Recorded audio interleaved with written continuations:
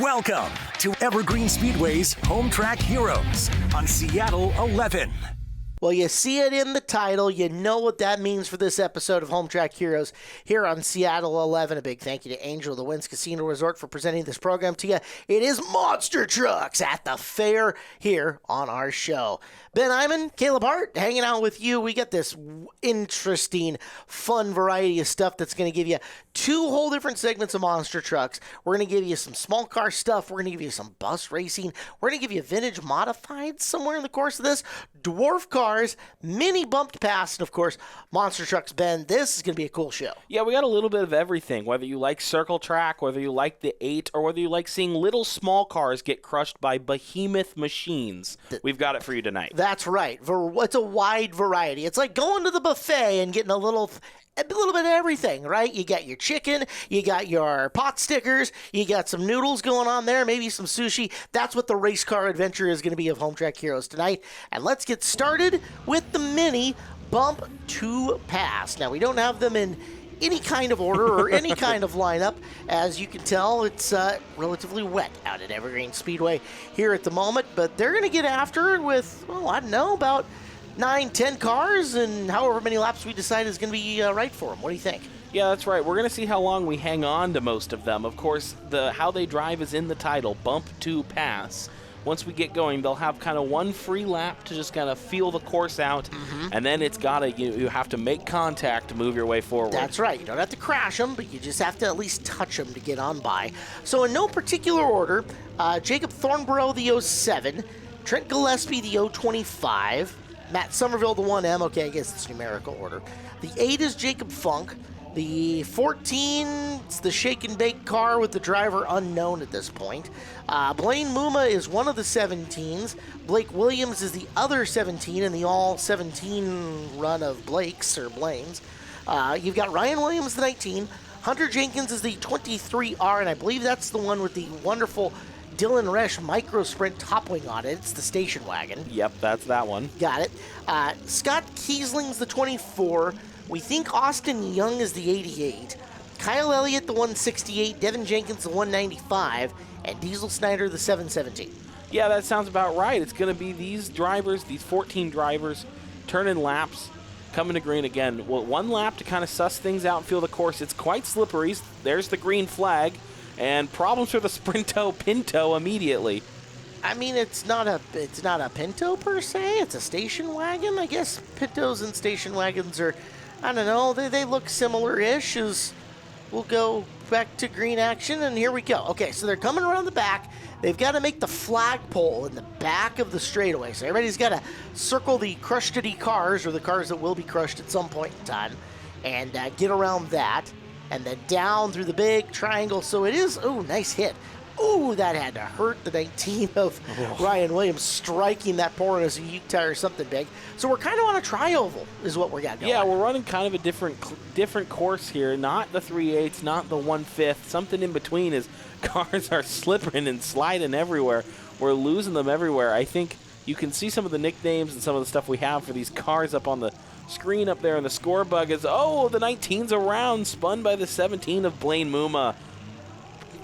Look out. Okay, so what the heck is that? Is that like Pikachu lightning bolts off of that thing? Yeah, what in the world is that? That one was named the Pastel Princess for most of the night. We're pretty sure that's Devin Jenkins in the 195. Jacob Thornborough delivers quite the shot. And finishes him all the way around. Goodness. Beautiful. It's actually like another top wing or a nose wing of some kind on the Jenkins car. But it kind of looked like Pikachu lightning bolts there for a second, so we're going to go with it. That's going to be just fine. I like that, too. And it's currently on the 3/8 oval, so maybe problems for 195. Sir, Mr. Jenkins, that is not the tri-oval that we were hoping you would take. Maybe. They go 3 wide, all bumping into each other. This is legal. This is what needs to happen. Now, Williams is the guy in that 19 who struck that Ute tire real serious, and he's getting loop-diddy-looed almost all the way around by one of the 217 cars. I think that's Muma's 17? That's not the 17W, is it? I think so Muma's 17, I believe, is the white and purple one that we see there on your screen. I believe Blake Williams' 17 is the red and black one. Gotcha. Okay, we'll follow that. So that's Muma. who has been committing some violence here early, and I'm here for it, who's in your lead-ish or around there, maybe second, I'm guessing. We'll see when he crosses the line. If he, it looks like it. Oh, it looks like we touched the fence. It's the 19. Oh, we're getting a train. The 025, Trent Gillespie is just. Well, we've lost the bumper of the Pikachu, the pastel Pikachu. Oh, look at that. Just kind of hanging out there. That's mini bump to pass racing, boys and girls. As here comes the 025 of Gillespie. Gillespie, the reverse creamsicle, orange on white. Yep, that's right. right. That's fair. As far as nicknames go, that's okay. Jacob Thornborough, the 07, being listed as the leader right now, although that car looks like it's being held together by baling wire and Bondo at this point in time. We'll see if that can hold up. And the station wagon is stuck on the front stretch, but that will not stop these fellers from just bumping into each other. More contact, more carnage. Gillespie might have just separated those two. As Jenkins just happy to push the 19 around, and Gillespie going to come in. He's going to get his shot as they come in. And around they go. And around the flagpole they go. Caution flag out as, unfortunately, the station wagon with the Dylan Rush top wing is stopped. It's also got a rubber duck on top. We didn't get a chance to mention that. Yeah, it's got a little rubber duck. It had a rubber ducky on there? It's pointing its way forward or whichever way it got spun around. Now, see, here's the things I know. If you're going to have a Dylan Rush top wing, you may as well have a rubber duck, too. You might as well. They go hand in hand. They're PB and J, basically. Okay, I'll take your word for it. So we're going to go back to green flag action. We've got like 15 laps left of this enjoyment, this that's fun. about where we're at. All right, mini bump to pass, and we're restarting with at least 5 cars out there, so... Yep. Make her good, boys. There's the 14 of somebody. Driver, mystery driver, Driver X, if you ever watched Speed Racer. Yep, yeah, I think that's fair. Is it also happens to be Speed Racer's brother? We may never know. You'll never find out. Oh, is big run for Blaine Muma down the inside of Jacob Thornborough, only to be erased by 2 cars immediately hitting him. That's beautiful. Here comes Thornborough back to the inside. Hey, that's like a mini bump to pass slider. That's fantastic. A little slide job, but a crossover for Blaine Muma. It's going to need some contact, though, and he gets spun, and everyone's spun. I think the 717 is stalled up there. Right. Just hanging out. Right. Ryan Williams basically created an entire slider all of his own, and then ends up the furthest back of any of those cars. Oh, it looks like Trent Gillespie stalled, and oh my goodness, it's Daytona behind them. Look at that. Wow. Excuse me, folks. This is like this looks like I-5 on a Friday afternoon. I think Blaine Muma just pushed Jacob Thornborough all the way around that center U-turn, and now he wants some return. Wow, what a hit. And into the bumper.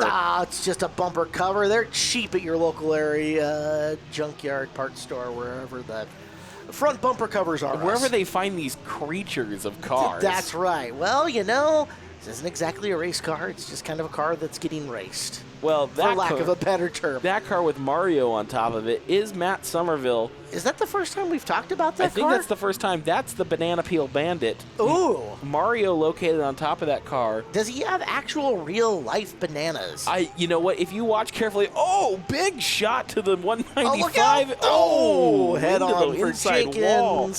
So if we watch real close, he's actually tossing bananas out there? Correct. That car has incredible banana appeal? Oh, yeah. He is channeling his inner Mario Kart. Matt Somerville mentioned it was his son's birthday, got to pick what went on top of the car, picked Mario.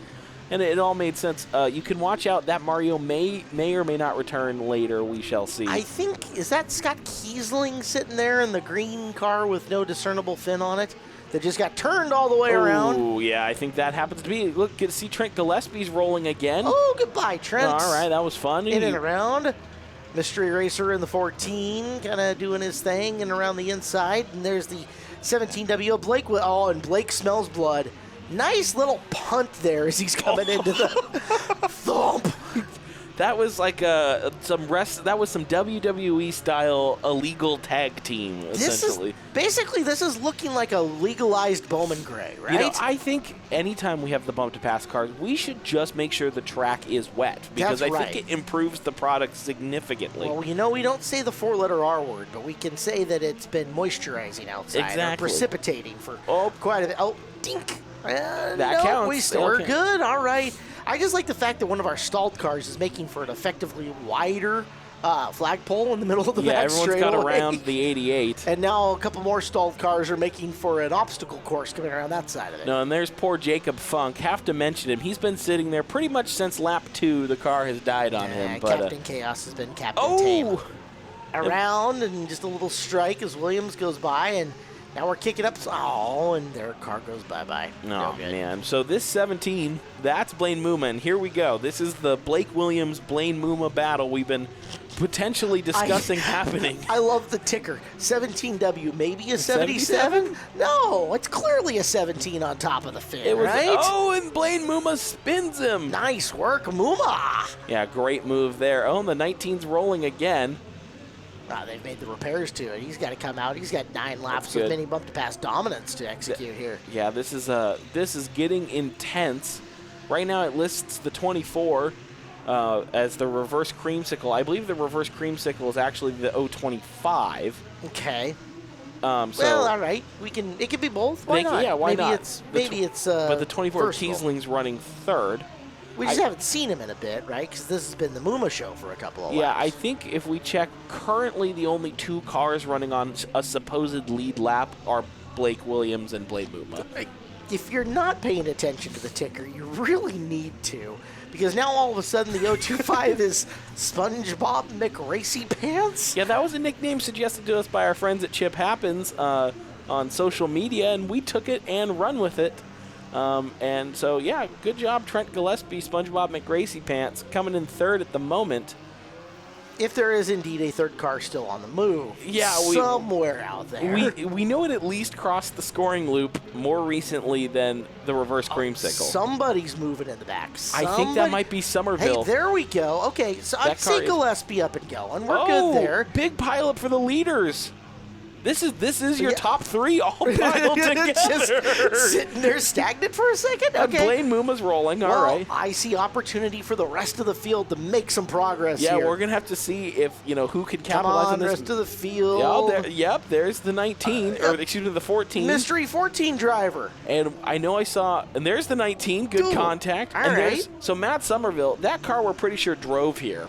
It does have working headlights and taillights. It has windshield wipers that have been set to be able to spray liquid outward and not inward up onto the windshield. On this racetrack, that's kind of a failure, right? No, but I did hear he sprayed Jacob Funk during FanFest. Oh, that's fantastic. Yeah, that's what I thought. Hey, nice hit by Gillespie as he's going by and I think picking up a spot. I don't know. It does look like he'd lost the spot to 14. It's white.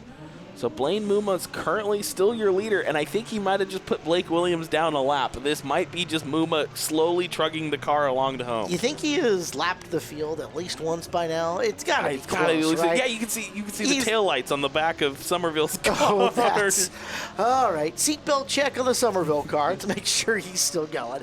I think Muma's the only guy who's consistently been rolling about this entire time. That hasn't taken like a, pit stop or whatever the heck it's been. He has been in the middle of a couple slider sandwiches, as you've mentioned, but I think he was able to get the car pointed in the right direction and rolling. Yeah, there's the tail lights every time Somerville applies the brake. Oh, Muma spins himself out. The commentator's curse. What in the world is happening here? Oh, and the 19 is smoking. Okay. All right. It might have been easier to bust some of these guys have taken a second and DoorDashed some Buzzin' Steakhouse. Oh, absolutely. I'm absolutely sure of that.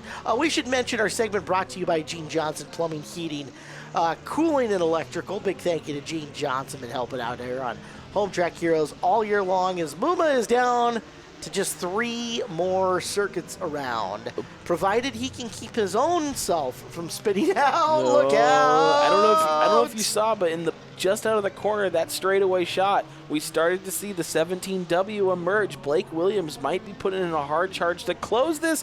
Oh, the daily driver, Somerville's around. Trent Gillespie dishing some punishment, but no ticket for that rear end. Oh, boy. Muma with 2 to go now, just trying to survive. Oh, my goodness. As he leads, we think Blake Williams' 17W is second. We think Trent Gillespie's 025 is third. That's going to have to be well in front. Oh, there were the headlights again. Okay. Well, that makes it nice and easy, right? Yeah, you can or find Somerville at any point. Yeah, taillights. Thank you. Well, you can only find them if you're trailing them. Yep. Oh, here's a big run. That's That's a bump, all For right. second, possibly? Potentially. I don't know if those cars are on the same lap. Oh, Blaine Muma, you probably didn't need to do that, but he takes no prisoners. Style points, that's Yeah. what it is.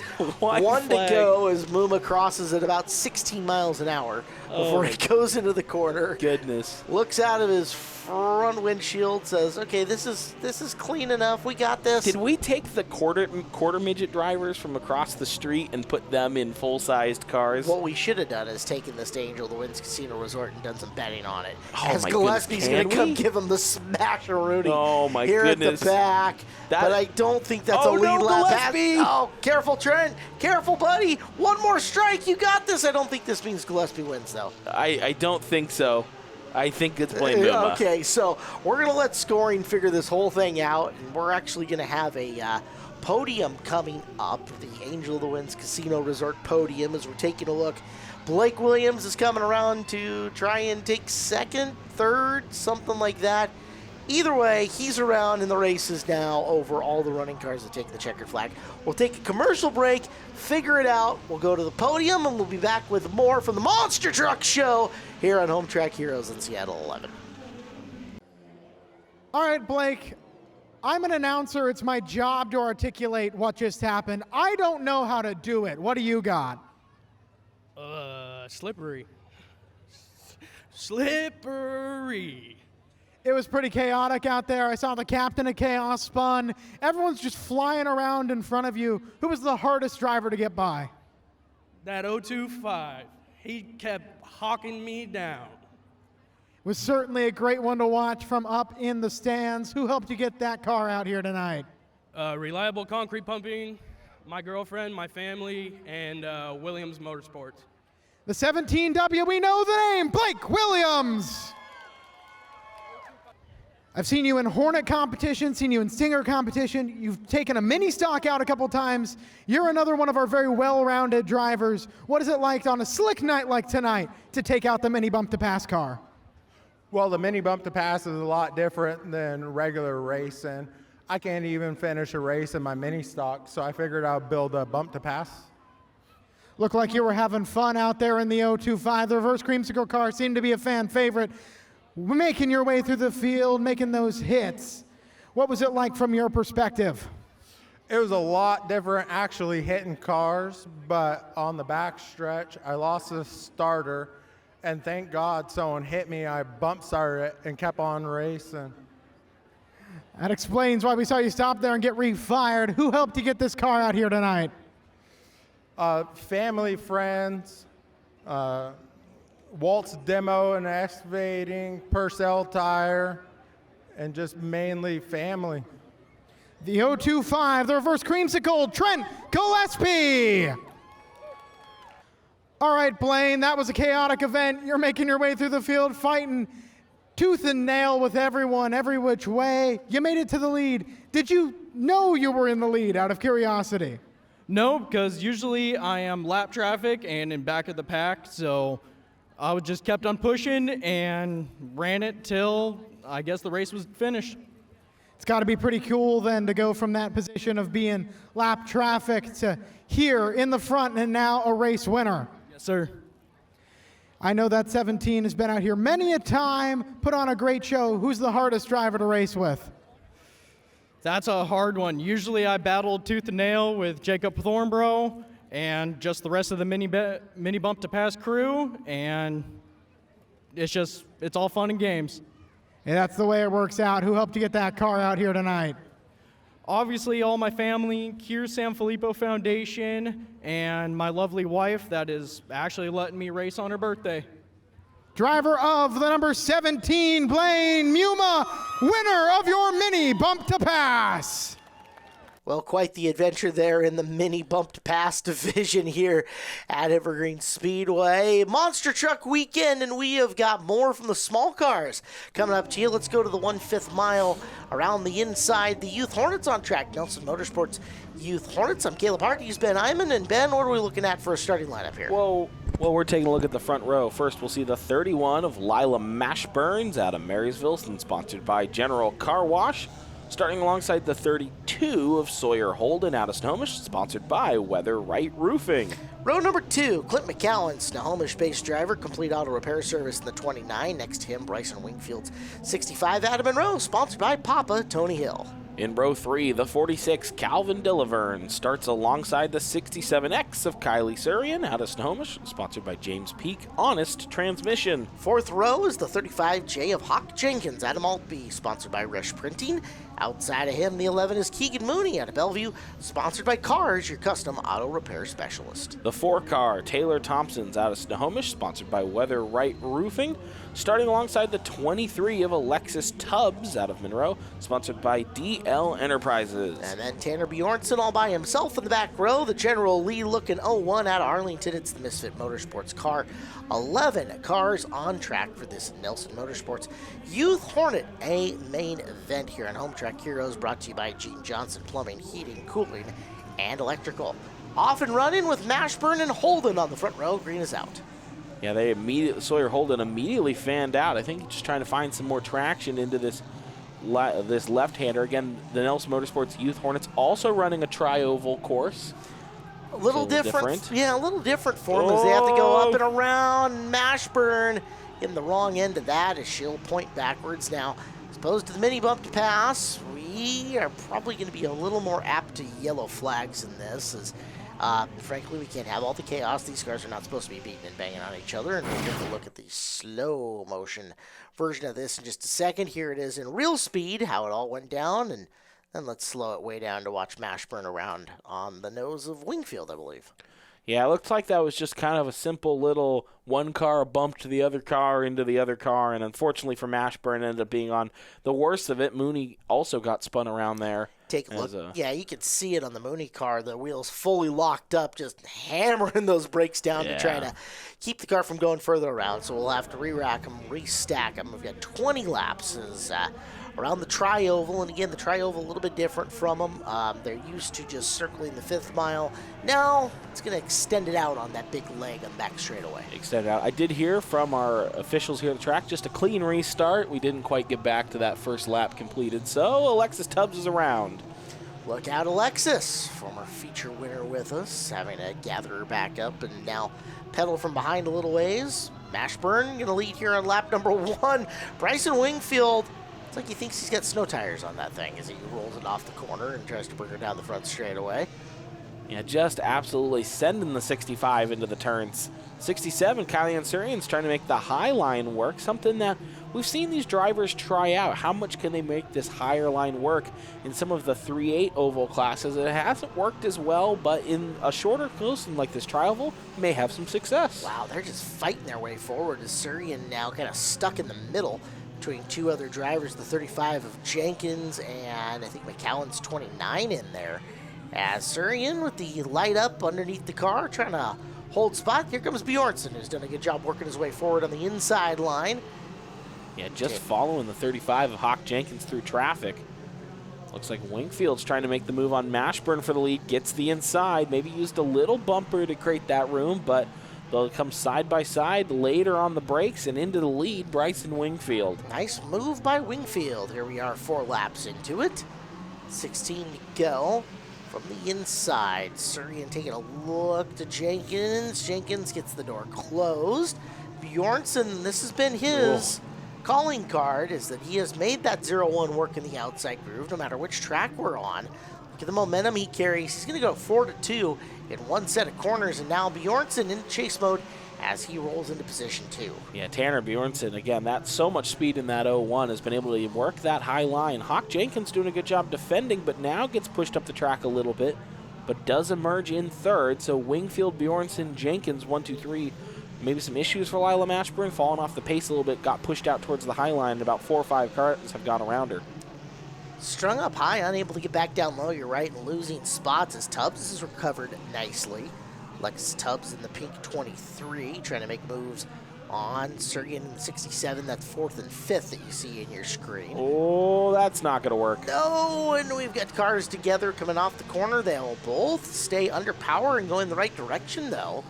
I believe that means we're going to stay clean and green as Keegan Mooney with the wipers going full tilt, tried to get around the outside. That wasn't happening. Backs her up into turn number 2. Fires it back off, and we will continue under green flag conditions. Well, let me tell you, that corner has been slick for the bump to pass guys. It's slick for these drivers, and now, too, that turn 1 has been the treacherous one so far tonight. Clint McCowan's looking to maybe make the move on Lila Bashburn. As we cut back to our leader, Bryson Wingfield. Not a big gap to Tanner Bjornson's going to have to probably do some defending here soon.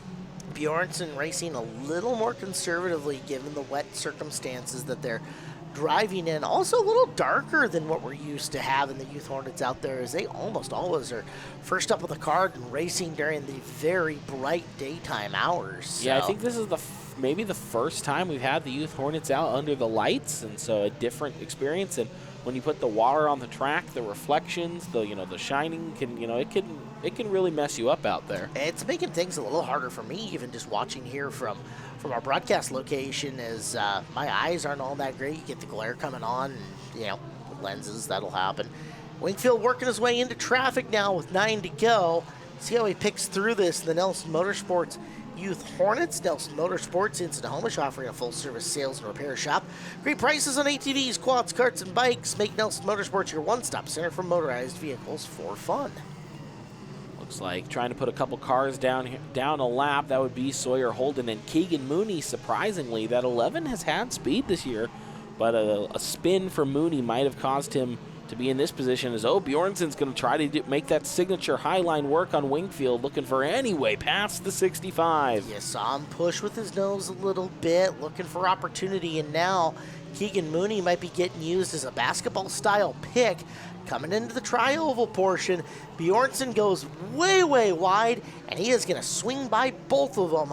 He will get Wingfield, he will lap Mooney, and the lead belongs to Bjornson in the 01. Yeah, I'm surprised Keegan Mooney wasn't maybe made to move there a little bit. It was right in front of the leaders for quite some time, did not get out of the way. Now, obviously, if a flag is thrown from the flag stand towards the driver to move, and they don't follow it, that can come with the penalty of a black flag. I don't think it was anything long enough to be near that kind of consideration, but tough break for Bryson Wingfield that Keegan Mooney chose not to just get out of the way and let them go through. He didn't race them necessarily, but I think he kept the car on the racing line. With drivers coming up on him in both running lanes, if you give him a move over flag, you're essentially choosing which driver is going to get to go by him. Right. So I can absolutely see why you wouldn't have thrown the blue and yellow in that circumstance. It depends on how you interpret that flag as well. Some people think of it as a move over flag. Others think of it as a hold your line flag. So one way or the other, you would have affected the race by throwing that flag to not. I think that was actually a really good call from the NASCAR officials and our flagging staff here at Evergreen Speedway. I agree with the no flag call. It's a tough break for Bryson Wingfield. Indeed. As we keep working through, we're 3 to go here, and what's been, a race that could have seen a lot more stoppages than what it has. Kudos to these Nelson Motorsports Youth Hornet drivers. Has done a good job of staying on the throttle pedal, keeping this race clean and green, as Wingfield is coming back after Bjornson. A little touch coming off the corner, and Wingfield had a line on Tanner to try to get back by him. Coming into 1 to go, and this one's not over. Now, I wonder if the 65 has something. Bryson Wingfield's going to make this a challenge for Tanner Bjornson with 1 to go. Thinks about sending it up inside, keeps it right there, right on the bumper, exiting into the tri-oval section. Kids racing tough, clean, and close at these high speeds, and they'll come off the 4th corner for another feature win for Tanner Bjornson. Well done for him. Wingfield will take 2nd. Great finish there for Bryson Wingfield. And give 3rd to Hawk Jenkins, under heavy pressure that whole way. And Hawk hangs on for a podium. Let's go talk to your top 3 drivers out in the wet weather on the Angel of the Winds Casino Resort podium. Hawk, tough race, came home 3rd. How fun is it just for you to be able to race on a night like tonight at the fair? That's a little sketchy because the rain. Yeah, the rain definitely made it tough. How hard are those conditions? I mean, you just have to slow and steady the whole time, so. And who would you like to thank for helping you get out here? My mom, my dad, Rish Printing, and Mazda of Everett, and the 11 car for helping me with tire pressures. Let's give it up tonight. 3rd place, Hawk Jenkins. Bryson, tough race tonight. What more do you think you needed to get back to the 01? Honestly, just more traction on the car. just controlling it better and just trying to get around the other opponents as best as I can. But I think I do have an advantage on him on this track in the rain. But he did good. But honestly, the more what I can do is just control the car better and see if I can gain more speed. And who do you want to thank for helping to get out here tonight? My papa, Mike Gallagher, Cowboy John Carlson, my mom, my sister, my whole family, Kenny, my Uncle Alan, and just everybody who got me here out tonight. Perfect. Let's give it up. Second place tonight, the 65, Bryson Wingfield. Sorry, Tanner, I'm out of practice. It's been a while since I've been down here, but another win. What class, if any, have you potentially thought about you want to run after you're done with Youth Hornets? Definitely Hornets, and next year I'm going to get in the mini bump. Yo, future mini bump to pass driver. We love to hear that. How hard is it racing in these conditions, especially when you have to start near the back of the field and make your way through traffic? Really hard because you never know if you're going to slide out or if you can stick on the line. And who do you want to thank for helping you get out here tonight? My dad, my mom, my stepmom, my grandma, Whiteside Steel, Steely Auto Parts, Olympic Embroidery, Beast Fab and Tuning, everyone that came out here today, and my YouTube channel, Misfit Motorsports. Let's give it up. Race winner tonight, the 01, Tanner Bjornson. Well, cool race there for the Youth Hornets. Congratulations, Tanner Bjornson, picking up another one. As let's move on. It is time for the PRCBD Hornet Division here at Evergreen Speedway. Through the magic of technology, we have got them on a virtually much drier racetrack as we're ready to go 30 times around here on the course. The lineup looks like this. Christian Miller's on the pole in the 77 out of Everett, sponsored by Turbo Espresso. Next to him, Preston Brandt, the world's tallest Hornet driver out of Marysville. The 32 is sponsored by Norfolk County Towing. The 19 of Scarlett Fishers out of Marysville, starting alongside the 42 of Dempsey Graham out of Duval. Row number 3 is Gabriel Guevara, the 4R out of Snohomish, sponsored by Weiss Investment Group, and Andrew Zachary in car number 39Z. The 024, Donna Gillespie's out of Salem, Oregon, starting alongside the 13 of Brad Ferris out of Snohomish, sponsored by Urban Renovation. Row number 5, Trinity Rep in car number 45 from Snohomish, sponsored by the Snoqualmie Casino. Outside of her, the 17S, Gino Solomon from North Bend, sponsored by Valley Asphalt. The 01 of Tanner Bjornson is out of Pacific, starting on row 6 with the 67 of Zachary Dixon. 7th row, David Dixon out of Arlington, sponsored by Butch Stevens Zach in the 86 car, and Dustin Lytle out of Marysville, the gutter installer, number 21L. We take a look at row number 7 now. The 15 of Matt Snyder's out of Snohomish and sponsored by Handy in the Valley, starting alongside the 59 of Tegan Bjornson out of Arlington, sponsored by Misfit Motorsports. Row behind them, we've already seen Trent Gillespie on this program, the 025 out of Granite Falls, sponsored by Burger Madness. Flanking him will be the 022 of Michael Turner out of Salem. The 717 Diesel Snyders out of Cle Elum, sponsored by Valley Asphalt, starting alongside the 08 Bobby Hauk out of Snohomish, sponsored by Snow Valley Farms. Let's go the row behind them. It is the 00 of Dan Miller out of Everett, sponsored by Exterior Wall Systems, and the former road race champion, the 11 of Jeff Holden tonight out of Woodinville. We rounded out with the 1 car tonight, piloted by Tom Hibbs and sponsored by Hibbs Automotive. Green flag is out, and let the Hornet chaos begin. As you can see them going all over the place, making their way into this first left-hand corner. Bit of a unique configuration for them as they've got that dog leg in the back, and then they're having to make this narrow little circle for a long, extended run down what we used to call Das Boot. It's a very different configuration, though, of the boot. Yeah, I think as they'll work their way around. We coined it the Extendo Boot. Extendo Boot, I like it. That'll work. Christian Miller, your early leader in this one. Brandt running in the 2nd position, and a whole bunch of Hornets trying to chase him down from all over the place. Well, lots of beating and banging as they come around turn 1 here. Christian Miller, still your leader, kind of starting to sit comfortably, pulling away from Preston Brandt as best as he can. As here's some cars to watch further back. Matt Snyder and Gino Solomon side by side. They told us earlier in the race, Matt Snyder, their goal coming into it, all 3 of them on the podium. 3rd place currently Scarlett Fisher. Let's take a look as the 024 hanging out of Donna Gillespie. And here's the look coming off the corner. Everybody just kind of gets sandwiched, and Gillespie will roll to a stop. We've got a commercial break coming up. More from the PRCBD Hornet main event coming up next here on Home Track Heroes. Welcome back to Home Track Heroes here on Seattle 11. Thanks for spending your Sunday afternoon / Sunday evening with us. We are Caleb Hart, Ben Iman, as on track. This is the PRCBD Hornets. We had just gone to a caution flag with a lap in and 29 to go, Ben, and it is going to be all Christian Miller out in front of this field, leading down, again, a big group of very talented drivers. Yeah, the 77 Christian Miller, one of those Hornet Nest racers out there, will bring us to the green, and we kind of already begin to fan out everyone behind, just trying to claim as much track as they can. And we've got contact, and unfortunately Trinity Reppin is around. But Trinity is rolling, so the race will stay underway as Miller out to the lead. 1, 2, and 3 looking very similar. It's him. It's Preston Brandt, the world's tallest Hornet Division driver. And Scarlett Fisher, nice solid third early on in the going for her. Our program this afternoon brought to you by Gene Johnson Plumbing, Heating, Cooling, and Electrical. Has got a lap in, green flag is out. Now some of these drivers some room to not only spread out, but settle down into the positions that they're in. And we got a family affair here battling it out. Matt Snyder, Diesel Snyder, Gino Solomon all running close next to each other. I believe that might be 7th, 8th, and 9th. Now, this is the extended boot racetrack, and we'll show to you the next time they come through what is a little bit extended about this. As you're watching, Gino Solomon putting the big power move coming off the bottom of the corner and splicing himself ahead. They'll work their way into this first left-hand corner, and now normally this is a straight shot onto the boot section.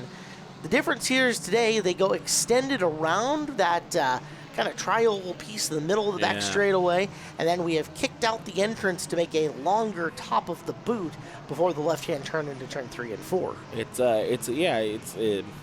something different. Where obviously we got the monster trucks on the show tonight, so course is laid out a little bit differently, but these drivers are making the best of it. There's some show elements that we had to set up that we can't really move to accommodate the other divisions. Yeah, you can see it right there. Yeah, necessity says, here's how we're going to do this. Now, by moving that extended top of the boot out, they have been able to keep a lot more speed up going through the boot section, and that is making a big difference in how some of these drivers are taking it on. Christian Miller obviously adapting to it as well as anybody, as your top three have a really nice pad between them and the rest of the field right now. Yeah, Miller, Brandt, and Fisher have been able to open up a nice gap here back to the cars running behind them as Diesel Snyder, Matt Snyder side by side. I think that's Trent Gillespie also getting in there with Gino Solomon and breaking up that running order. Father and son in that instance. Matt is dad, Diesel is son, Gino is grandpa. Correct. In that exchange, as Gino trying to work his way up and around Gillespie, but Gillespie going to keep the family affair to at least a one-on-one battle for the time being, although there goes Solomon ducking back to the inside, looking to take a position to get up there and battle with his kid and his grandkid. Yeah, and problems. Dempsey Graham and Trent Gillespie. Trent sent back to the bump-to-pass car. I'm not sure what happened there. Definitely do not want the flashback in that form and fashion, as we'll get a look at the Brandy Hood Promotions in-car camera. Thank you to Brandy. Hope everything is well there, as we're going to watch from Scarlett Fisher's point of view here out a very dark boot. Again, we had mentioned that in the Youth Hornet race, but these Hornet drivers run in a little bit later in a little bit darker conditions than what they're used to, and that'll definitely be something to adjust to as you see Fisher rolling in on second place Preston Brandt. Yeah, good move here from Scarlett Fisher, just hitting her line, taking her time, going to have a big run out of 4. They'll come across the line pretty even, and she'll have the inside favorable line headed back towards the boot. Yeah, Scarlett making the move here on Preston, and she is going to end up ahead as they get to make the big right-hand corner. So she'll work her way down into the top of the boot, hooks the left-hander, and now is after Christian Miller for your race lead, although Christian, he's a long ways ahead of you, no matter which camera you're watching, the one on the left or the one on the right. Yeah, you can see when Scarlett emerges out of 4, Christian's already entering into that turn 1, so it's going to be a big gap. We'll see if the 19 has what it takes to catch the 77.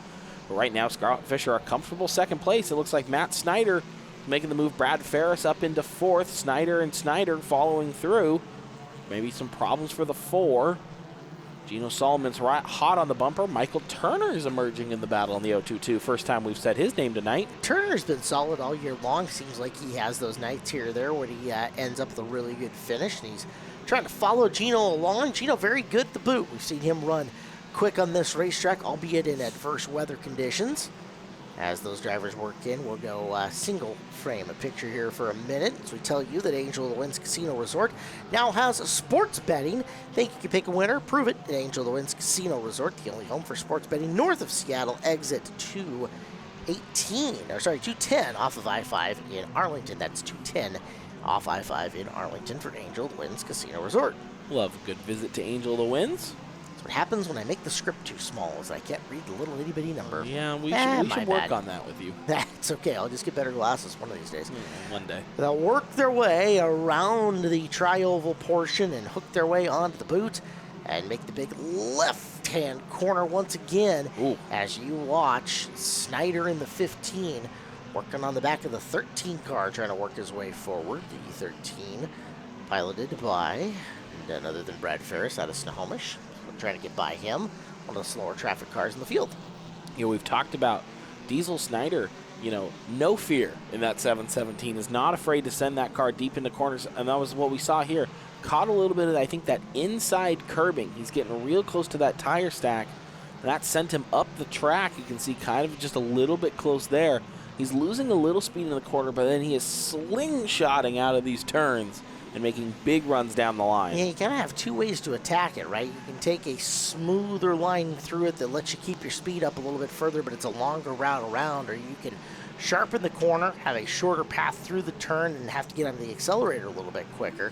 You can see the diversity and strategies between all these drivers working down the back straightaway, where Ferris coming through the corner comes off wide but gets into that throttle longer, versus the two drivers in behind him who are shortening those corners up but have a better look to the inside of him coming down the straightaways. Yeah, this is a good battle for fourth right now. And you can see there's, I think that's Preston Brandt, I think maybe, the 32. Problems for the 32. Yeah, that was Brandt falling off the pace. So pick up a spot for Ferris, who continues to show pretty well here tonight.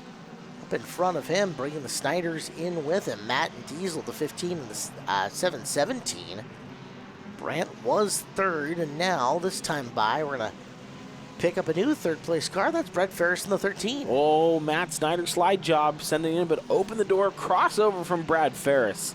A couple of good racing moves there. This battle's getting real competitive. Ferris not willing to just give it up easy as they're on the back, and again, that red, white, and blue car of Dempsey Graham is being scored as a lap down at this point in time, so that is not a car racing for position in front of these drivers who are third, fourth, and fifth at the moment here on the PRCBD Hornet field. Oh, now Diesel Snyder giving his own dad some bumper, saying, you've had your shot at Brad Ferris. Let me go at him, he says.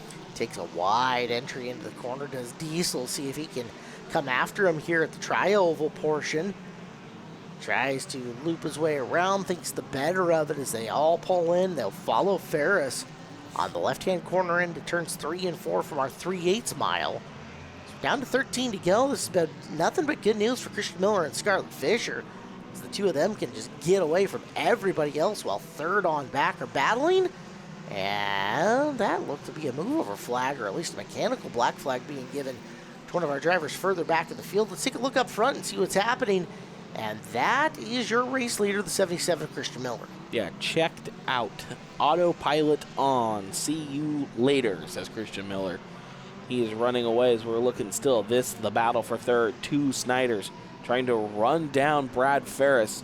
Ferris is doing everything he can to make that 13 as wide as possible and block the Snyders trying to move forward. And at the same time, Ferris has been unable to get past Dempsey in the car ahead of him, as Ferris would love to put a lap car in between himself and the Snyders. Let's get the viewpoint of Diesel Snyder there from the in-car camera and see what he's looking at as he tries to advance up into fourth.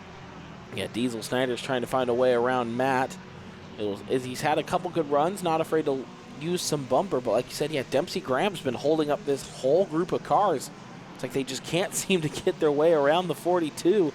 Not for position, Dempsey Graham is unfortunately tonight off the pace a little bit, Brad Ferris, nothing. This course does not provide us some contact there maybe from Ferris and Graham. I think that you might be seeing those cars behind Graham get a little antsy and know that they got to get around him, as Snyder's got the bid to the inside. Father passing son for fourth coming off the corner. You saw it in the in-car, and you saw it on the left-hand screen, and now it is Diesel's turn to try to make his way into the podium, and Ferris might have picked the wrong time to get wide off of turn 1. Yeah, a double move for Diesel. Snyder moves from 5th to 3rd in just about half a track.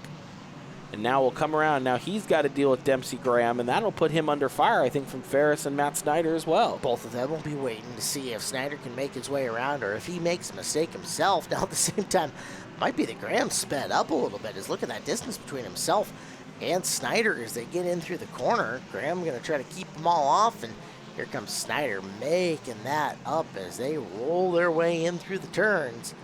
Christian Miller's on your left. He's your race leader. Diesel Snyder is third in this running order and trying to get around a lap car so he can go race for second if he can get the chance. Yeah, we were talking about how dark this track gets at night. You can really see with the onboard cam of Diesel Snyder when he comes around 1 and 2. Take a look and see this little backstretch when he has to go around this little tri-oval section. Sends it in real deep on Dempsey Graham. That's a lot of Dempsey Graham. Who drove in real deep and had to back out of her. Graham's going to get away as Snyder had to touch the brakes.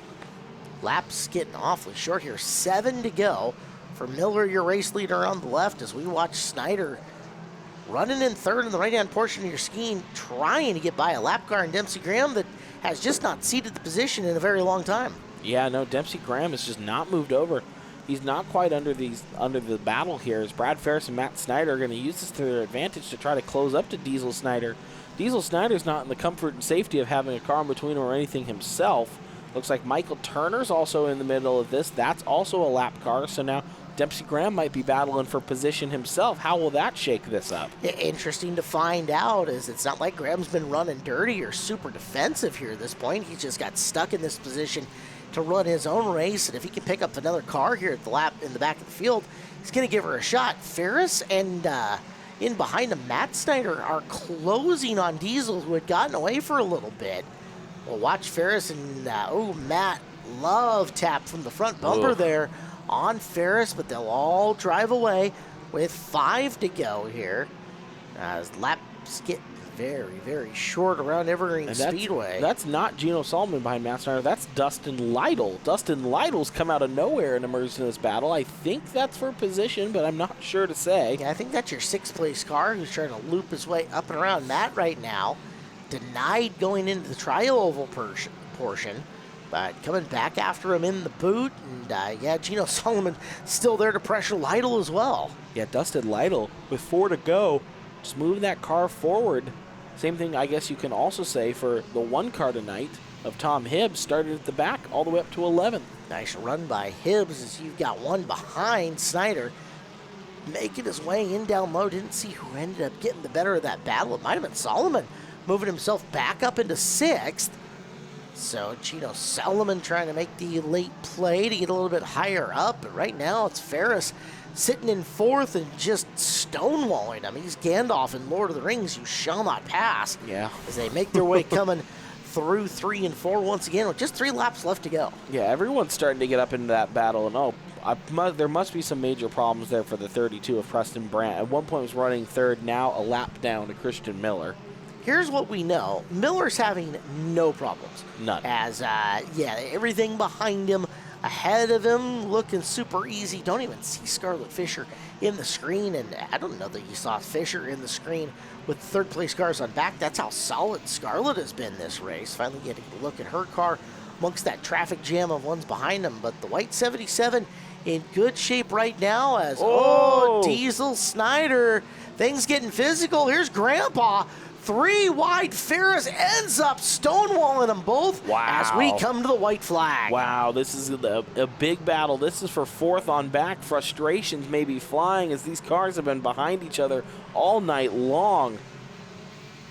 Making the left-hand turn, there is Christian Miller coming through 3, and this one just easy like Sunday morning for Christian. As he rolls off the corner, he will take the win. Miller gets the victory in this one. Give second. It's a little ways back but I believe Scarlet has gotten through and passed by now. And then another huge pack of cars coming as JD and waving the checkered flag here for your third place groove. Holy cow, what a run for all these drivers. Ferris ends up holding on, or Snyder ends up getting him. So let's go down. We have got some podium interviews to go. Miller, Fisher, and Snyder here on the Angel of the Winds Casino Resort podium.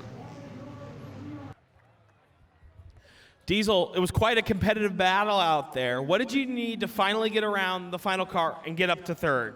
I just kind of said screw it and full sent it past him. Yeah, you had to send a lot of speed into that. How have been the conditions changing? Has that played in your head while racing? I like it wet, but dry is whatever, so. And who do you want to thank for helping you get out of here? I got to thank Valley Asphalt, Handy in the Valley, Falls Compound Pharmacy, Hair Snow Falls Credit Union, North Bend Chevrolet, Bus Drivers, SC, Brandy Chavez for the videos, and my parents. Let's give it up. Third place tonight, Diesel Snyder. Scarlett, tough race. What more did you need to get up to Christian, do you think? A yellow, a caution, yeah. Yeah, something to bunch the field up. Talk about, we were mentioning, the conditions have been all over, working through the season, driving through traffic. What's that like as you're down there? It's hard to adapt to, but you have to learn, so there's not much I can do about it. And who do you want to thank for helping you get out of here? Full Throttle Graphics and everybody in our pit that helps. Let's give it up. Second place tonight, Scarlett Fisher. Christian, great race out there. You led practically every lap. You came out today. How good does it feel just to win on one of the fair nights? Oh, it feels amazing. I mean, winning always is going to feel amazing, but on the fair nights, it's the best. Yeah, tough battle out there. A big field, having to drive through traffic. What was that ever a big factor for you? Not so much. I was trying to be real careful around the lap cars. I've been taken out by a few of them in the past, so I was just like, you know, I don't really need to push it, so I'm not going to, and I just kind of hung out and passed when I could. Also running a new course today. What was that like?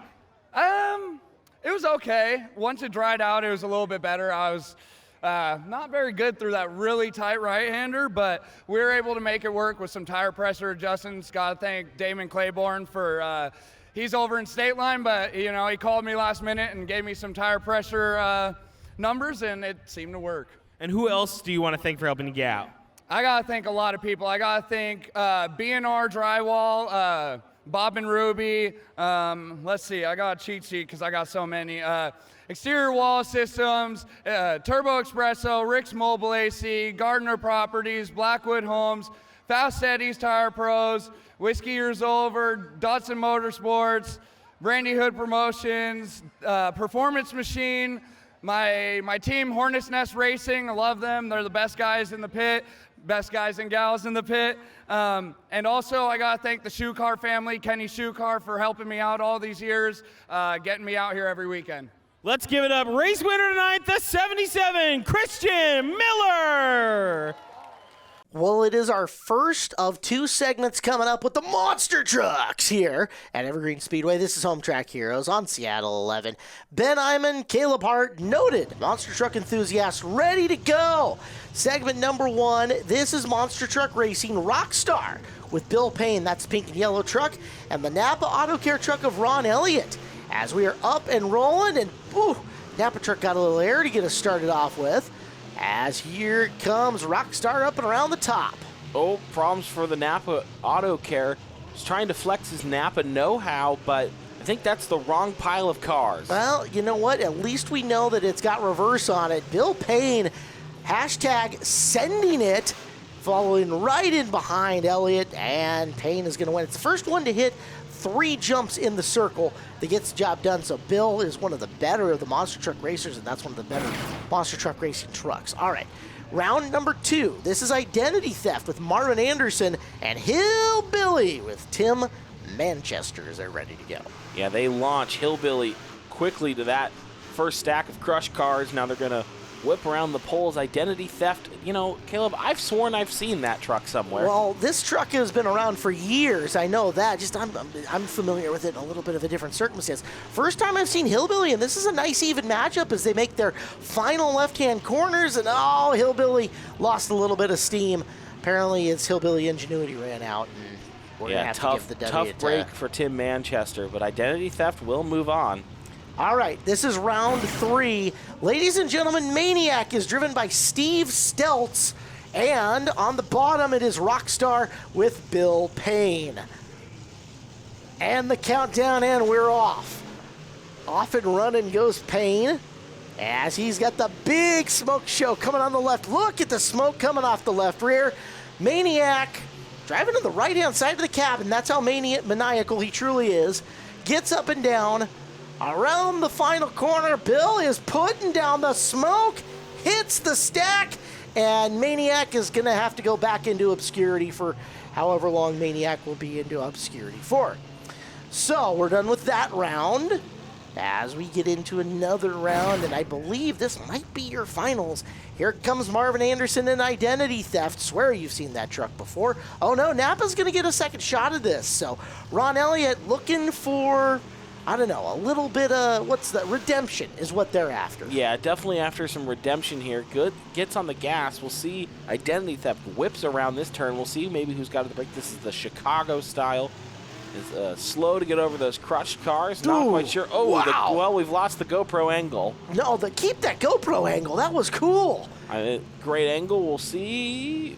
Identity Theft got it there. I'm not sure. Yep. Identity Theft. Well, better showing there from the Napa Auto Care truck. Well done. I liked that. That was kind of cool seeing the feet, the cockpit, and what was going on. So now we're in the finals. It is Marvin Anderson taking on one Bill Payne, the rock star himself, as we're ready to go for the Chicago-style monster truck racing finale. And this is going to be a good one. We know Identity Theft has put in a good turn, but Rockstar's been the heavy favorite. They whip around those turds. We'll see at the midway point. That slightly shorter wheelbase of Rockstar, I think, helps him a whole ton coming through.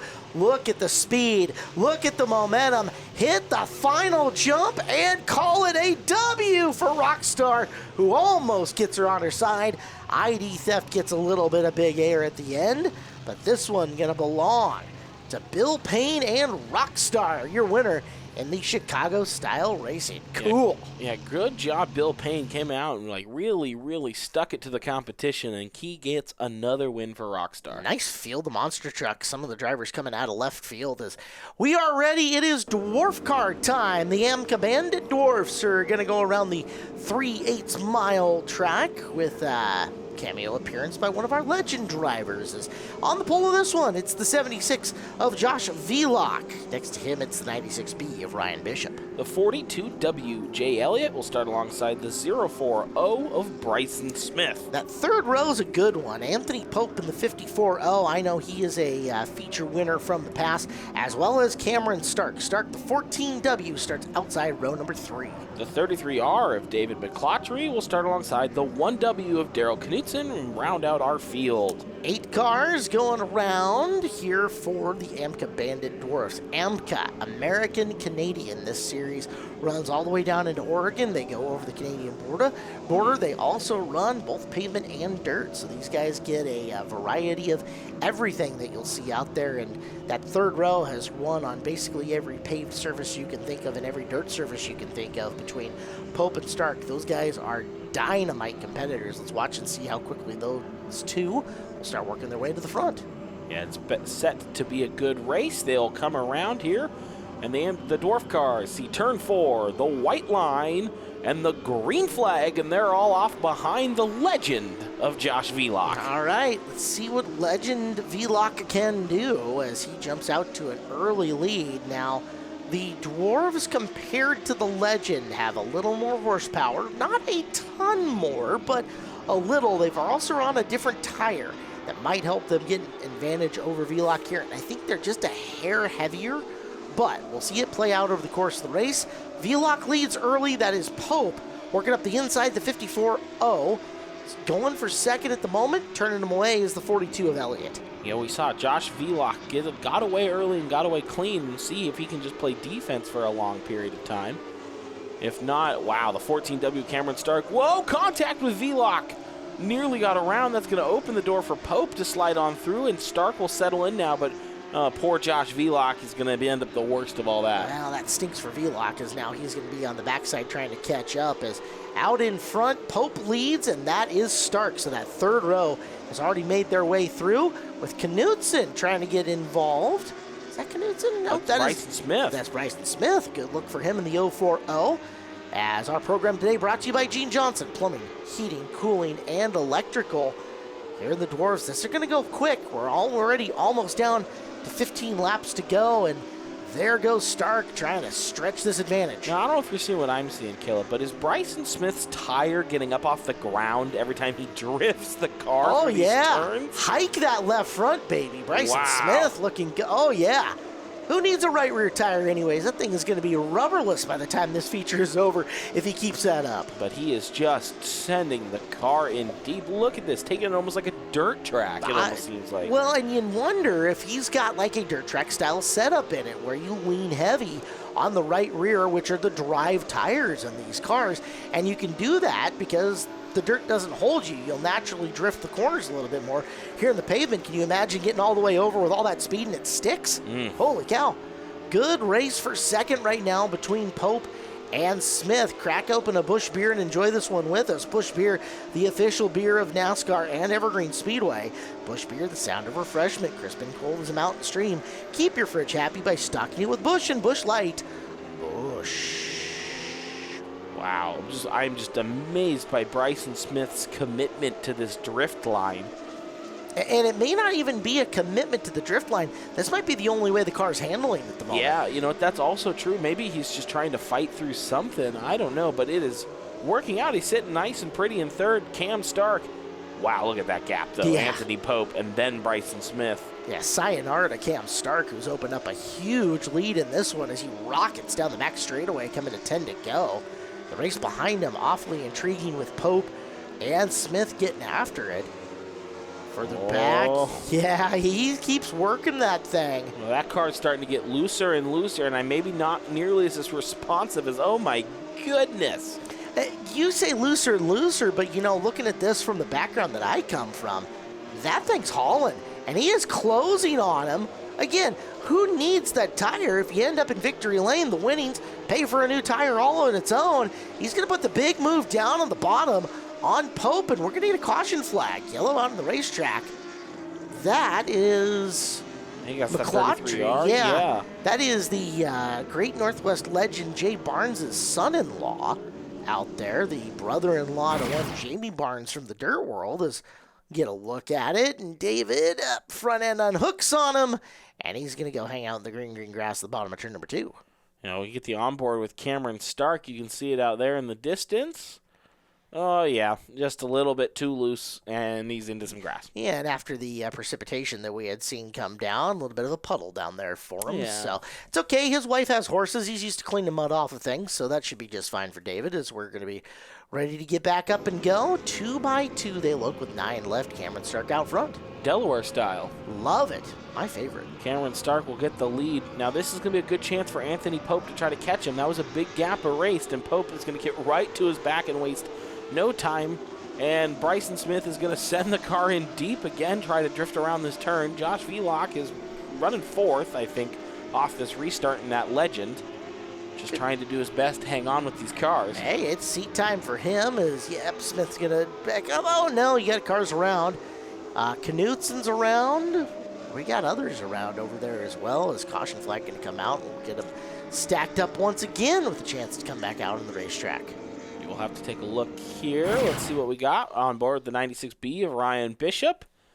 And cars, that's Knutson gets a little squirrely. Collects 1, collects 2. Managed to miss on Bishop. Thankfully, no contact and no suspension damage there. So we'll get another angle on it. As taking a look, Knutson to the inside. The 42 of Jay Elliott involved. McClotry got things all finished up and good. So we'll stack them up once again. First restart was interesting. We'll see if this one gets even hairier as they come to the green flag. Yeah, sometimes cautions bring cautions, so we will have to see. We'll go Delaware style. The front three doesn't change. And Anthony Pope again is going to look for another opportunity to try to get Cam Stark. Through the turns they go. They're all still out and running. Green flag out. And you can see, he's hanging out on the outside line now. Look at Bryson Smith going all the way up into the kitty litter. Vlock might get him for third. Meanwhile, to the bottom, Pope threatening Stark for the lead. Yeah, this is a good run here for Anthony Pope on Cam Stark. Vlock does grab third. So Josh Vlock up into the podium, making that legend work, just right place, right time, and staying consistent as he can. It looks like we'll go on board with the 96B of Ryan Bishop. Heck, you can even see the back end of the Pope car now stepping out from under him a little bit as he has to seesaw that wheel back and forth. From Bishop's point of view, and boy, these cars carry a lot of speed around Evergreen Speedway. We're getting short on laps, so 7 to go here in the battles all throughout the racetrack. Yeah, I wonder if there's problems for Bryson Smith dropping like a rock through the field. Well, there may not be a whole lot of right rear tire left. I mean, that's fair. I will say that, but... Right. Things might be chattering on the back of that. He might be feeling a little vibration as the tire gets, I don't know, down to the cords maybe. As you can see a couple of different lines. Elliott trying to come through the corner a bit higher to come up on Vlock and take the line from him. Watch him get into the corner, and now Bishop's going to roll up on the 04 of Smith, who, again, had that car very sideways earlier and is choosing to take things a little more conservatively now. Oh, Bishop's having to go real wide to try to get around Bryson Smith. Daryl Knutson might have a run a little further forward, trying to run down Jay Elliott and Josh Vlock. That'll be a battle for third. I want to see him get up close enough so we can get a look at the tire wear here as the 3 cars in back for third. Really battling hard. Knutson figuring it out in the middle of the racetrack here and almost getting around him. Bishop now up on the back of the Smith car. That's a fun battle as well as closing in on just a couple of laps to go the next time the leaders sling by the start-finish line. Yeah, it'll be 2 to go at the line. We're battling it out here. This is still a good battle for third. Josh Vlock's hanging on as much as he can. Daryl Knutson's trying to run him down. That would be for our final podium spot. Vlock's just trying to hold on to keep his line planted, but he might give up the inside here. No, closes the door. Nice job by Vlock there, as there is your race leader, Cameron Stark. And we've got one off the racetrack here, the 96B of Ryan Bishop. We were just watching Bishop, so we picked the wrong time to look away from him, apparently. Let's see if we can get that view back and see what happened to him. Yeah, here we are. We're just staying with him. He was slowing up before even getting in that corner and pulls off the top of it, so I wonder if it was steering or if he felt something a little bit funky coming off of turn number 2 as he was already around the outer edge of the racetrack. Yeah, take a look, and you can see big smoke show off the back of it, so you assume something let loose in the engine or drivetrain, and that'll be it for Bishop. Yeah, tough break for the 96B of Ryan Bishop, but... Well, that will do is that it's going to bring out a green-white checkered run for us. Ooh, pack this whole field together and, give them an excuse to all smoke the tires, right? Absolutely, and that is something I have to note here. It's under caution. The 040, Bryson Smith, ran down to his pit box, took the 5/8 oval, and came back out. So he'll be at the back of the field, but they've made some sort of adjustment in that 040. All right, let's see what he does. 2 to go, 3/8 of a mile track, so there's a lot you can do here. It's down the back straightaway, Stark and Pope. Here comes Smith, back up and through the field. A little love tap going on. We're getting to the white flag. There's 1 to go, and that battle for the lead's awful close. Yeah, this has gotten real good. Anthony Pope might have a chance to grab Cameron Stark. Stark has led almost this entire thing, but that is what a late race caution can do. And the final set of corners, Cameron Stark looking to grab it. Big move for Smith down at the end. Sliding down and across. It is Stark. It is Pope. It is Smith at the very end. Dirt tracking it to get the third place. We'll come back with more here on Home Track Heroes. All right, Bryson, we saw you dive in the pits with that late race caution. What did you guys adjust, and how did it help you get up here on the podium? We had to throw a new right rear tire on the car. I'm assuming it went bald and just lost all the traction. Yeah, we saw you practically drifting around a lot of those turns. How hard are you driving that car into each turn? As hard as you can drive the car. And who do you want to thank for helping you get out here? My parents, my dad back in the pit, all the guys back there that helped change the tire, CC Coatings, Madison Automotive, Urban Style Barbershop, St. John's Marine Center, all the fans that came out today and yesterday. You guys have been amazing. Just everyone else behind the scenes. Perfect. Let's give it up. Third place tonight. Anthony, tough race. On the podium twice, though, in back-to-back days. How good does that feel? Feels really good. We had speed most of the weekend and everything, and it was awesome to pace Cameron. He's a very, very good, talented asphalt racer, and us having a dirt background, we had a lot of fun, and we had speed and everything, so that's what's good. I felt good about that. And you guys are a touring series, of course, so how do you like racing here at Evergreen? Oh, I love it. This place is fun. The speed you carry here is it's awesome in a Dwarf car. I feel like we're really, really carrying some momentum around here, so a lot of fun.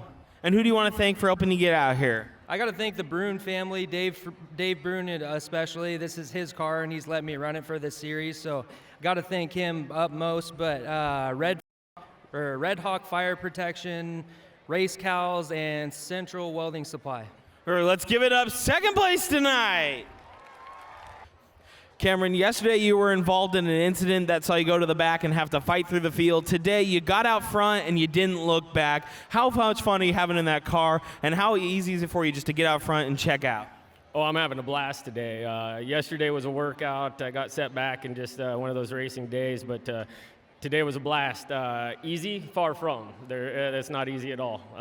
It's a lot of fun racing with these guys, and they're quick, so I had my work cut out. And same question for you guys, touring series, how much fun is Evergreen Speedway? Evergreen Speedway is great. I love running this track. It's got a different character to it, and then there's nothing better than driving in front of a crowd like this. And who do you want to thank for helping you get out here? I got to thank Central Welding Supplies and Race Cows, my friends and family, and all the fans showing up to support this. Perfect. Let's give it up tonight one more time. Race winner, Cameron Stark. Well, after that killer main event there for the AMCA Bandit Dwarf Car Series, let's do something a little different again. You ready for some vintage modifieds, Ben? Oh, I'm ready. All right, you should be. This will be a fun group of cars. We've seen them put on some awesome main events. Row number 1, Mike Clother, the 7, Wrinkle Kevin, and Scott sponsor him. Kale Cheth is the 23 car outside row number 1. The 65 is Randy Adams, sponsored by Central Storage of Wenatchee. And you'll start alongside the 8 of Jason Quazzo. Row number 3, Vince Conwell, the Northwest Concrete Cutting, number 82. Next to him, Shane Strimple, Aaron's Olympic 4x4 and Switch Electric, sponsor the 57. The 30 is Kyton Jones, sponsored by Benchmark Barrels, and he'll be alongside the 22 of Steve Woods, sponsored by First Day Electric. The final row, welcome RT Griner, the 25 car here to Home Track Heroes. He is out of beautiful East Wenatchee, Washington.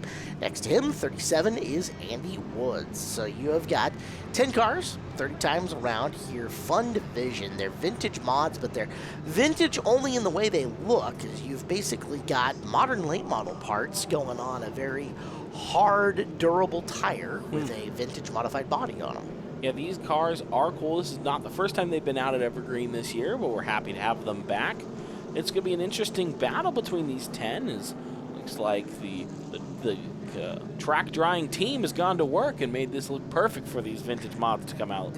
They should, by and large, be underneath that stripe line that you see of the Speedy Dry that's out there. So you're not going to see them wander too far out. By and large, you'll see Steve Woods in that 22 car work the middle groove quite a bit. But if they're all the way out there in that line of the Speedy Dry at anything other than corner exit and down the front straightaway, I'm going to be a little bit shocked, as we are green and underway. Yeah, everyone's staying real low. It's a good run for the 23 of Kale Cheth to open us up, and he'll emerge the leader as the 7 Mike Clother just stepping into line. Yeah, Cheth, a former feature winner here in the division, jetting out to the early advantage. Sitting in second, that is the 8 of Quazzo. Third at the moment. That is relative, I'm trying to remember. He is the former nephew-in-law of one Randy Pratt, the co-announcer and best national anthem singer in the entire Northwest out at Deming Speedway. So he's there's a little bit of everybody and everything here in this one. Shane Strimple, the guy following him in 57, that's a famous racing family in the Northwest as well. Strimple Denny Strimple was the dean of Northwest Racing Photographers for a very long time. So, like I said, there's some family stuff going on here in this. A lot of racing history racing in this main already. I'm getting a history lesson as we race here at Evergreen on Home Track Heroes. I love it. I'm getting to the point where all I remember is history, and that's the problem, right? Well, if I could remember the future, I'd be Nostradamus. That you would be.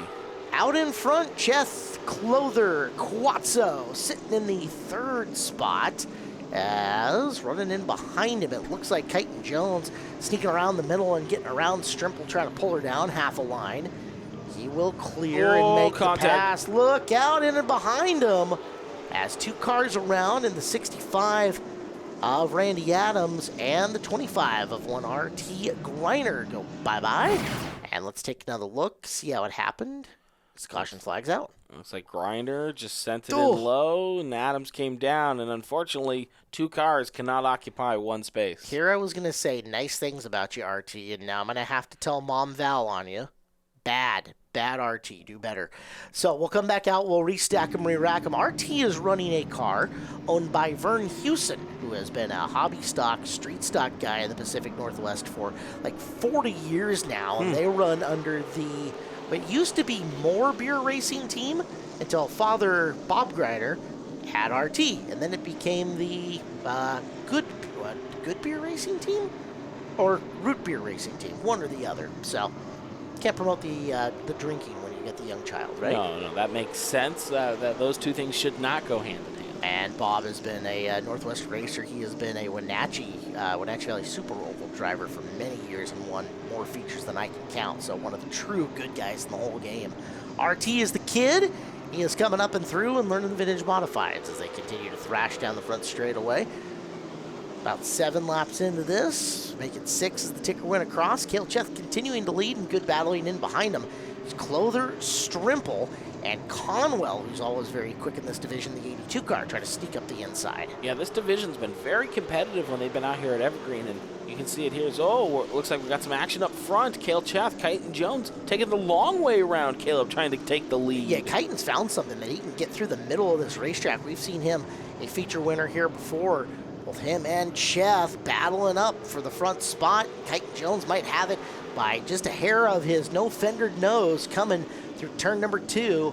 Watch him go door panel to door panel, 8 laps into this, and Jones with the advantage getting into 3. Oh, he's going to send it in real deep. Cheth's trying to hold his line, trying to hold his spot, but just too much speed for Kyton Jones. Into the lead he goes. Jones takes the lead here on Home Track Heroes, brought to you by Gene Johnson Plumbing, Heating, Cooling, and Electrical. As begins to stretch it, he's got a car length, maybe 2. As he gets in the corner, I mean, just 1. These are long cars. You always say a car length. Well, that's referring to the length of a car in between them. So, shorter cars, more car lengths. That makes sense. Shane Strimple, by the way, while we were looking at the battle for the lead, has emerged into 3rd.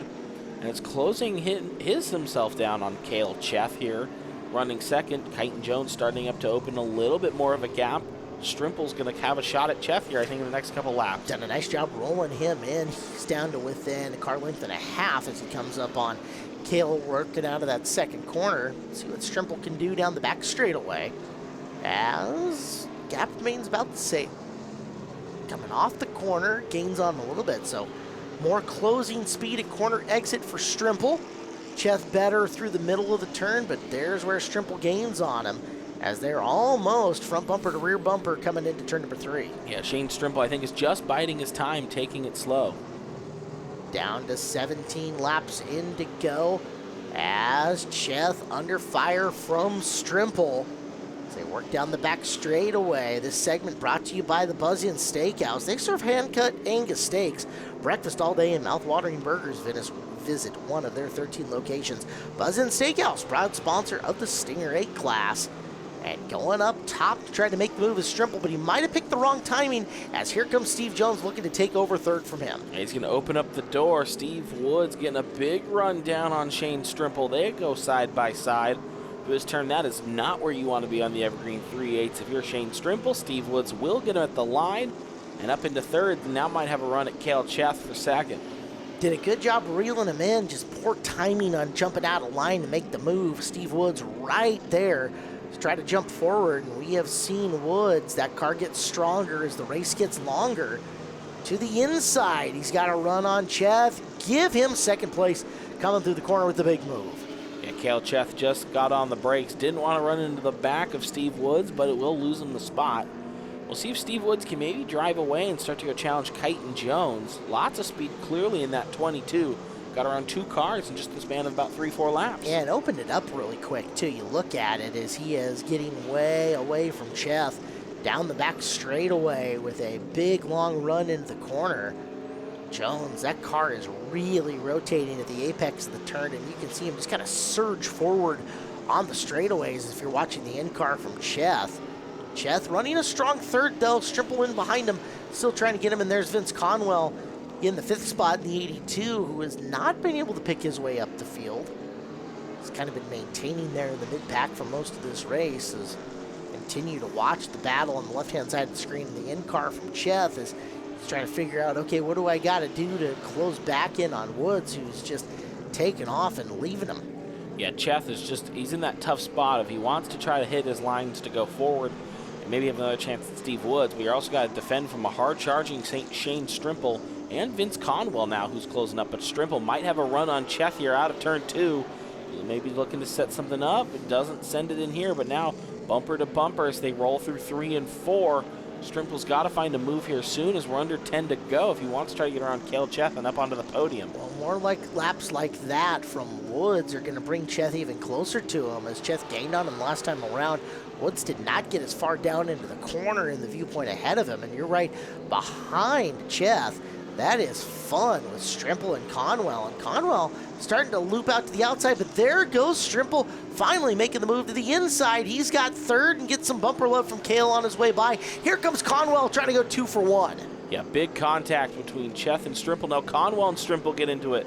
Cale Cheth's trying to follow him through. Lots of big action between these three. This is the battle for third, and it's getting hot. Oh, that's got to be heartbreak for Strimple, who finally gets the move on Cale Cheth. And did I just commentators curse him? I might have, as around he goes on the bottom of turn number 2. Yellow flag out for Strimple that ends a really good run for him. Yeah, unfortunate. Wrong place, wrong time. We go on board with Cale Cheth. Looks to set it at the quarter. Yeah. Wrong place, wrong time. Just saw the contact. So around goes Strimple. Cheth, a little bit of a nose to help him out. We're back with more Home Track Heroes coming up next here on Seattle 11.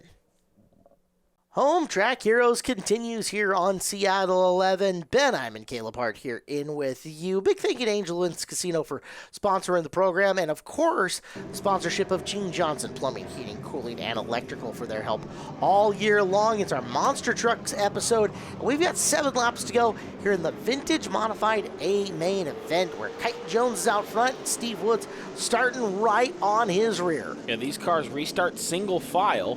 So Jones, Woods, Conwell, and then I think that's Randy Adams and then R.T. Griner. That's your top 5 as we go back to green. Woods is getting all over Kyton Jones. He wants a way around. Looking for space is Woods as he is right in on the back. Not there to put the bumper to him, but just close enough that if he wanted to push a little extra hard, he'll get to the corner. There's the love tap. Now Kyton knows. All right. Woods is there. Can he keep him off for another 5 circuits? Yeah, we'll have to see. Kyton Jones knows this track well.